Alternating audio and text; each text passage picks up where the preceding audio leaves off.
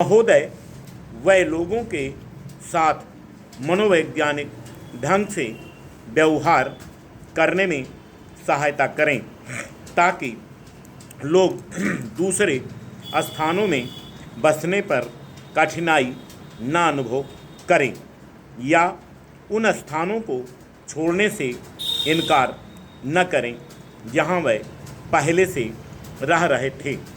मुझे विश्वास है इस तरीके से काम करने पर राज्य सरकार को समस्या से निपटने में सफलता होगी।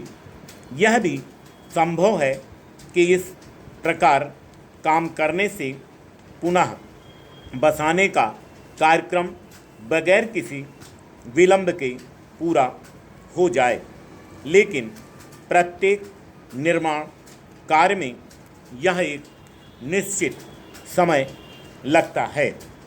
हम सभी जानते हैं कि निर्माण कार्य कुछ ही दिनों में पूरा करने का दबाव नहीं डाला जा सकता। वैसे निर्माण कार्य में लगने वाली निश्चित अवधि के अतिरिक्त देरी नहीं होनी चाहिए। हमारे हजारों गांव प्रतिवर्ष बाढ़ से प्रभावित होते हैं। कभी ब्रह्मपुत्र में बाढ़ आ जाती है तो कभी गंगा में, कभी गोदावरी बाढ़ का संकट पैदा कर देती है। शायद ही ऐसी कोई नदी होगी जिससे ग्रामीण क्षेत्र में बाढ़ न आती हो। प्रायः ऐसा होता है कि इस वर्ष एक नदी में बाढ़ तो दूसरे वर्ष दूसरी नदी में। इन बाढ़ों से होने वाली बर्बादी कम या ज़्यादा एक समान होती है। इसी प्रकार जब समुद्री किनारे वाले क्षेत्रों में ज्वार भाटा आता है तो हजारों की संख्या में लोग मारे जाते हैं। यह भी एक अन्य महत्वपूर्ण समस्या है। इस गंभीर समस्या से निपटने के लिए तुरंत क्या उपाय करने चाहिए, आप नहीं जानते। ये गांव प्रायः सभी आपदाओं के शिकार होते रहे हैं। वहाँ रहने वाले ज़्यादातर मछुआरे हैं।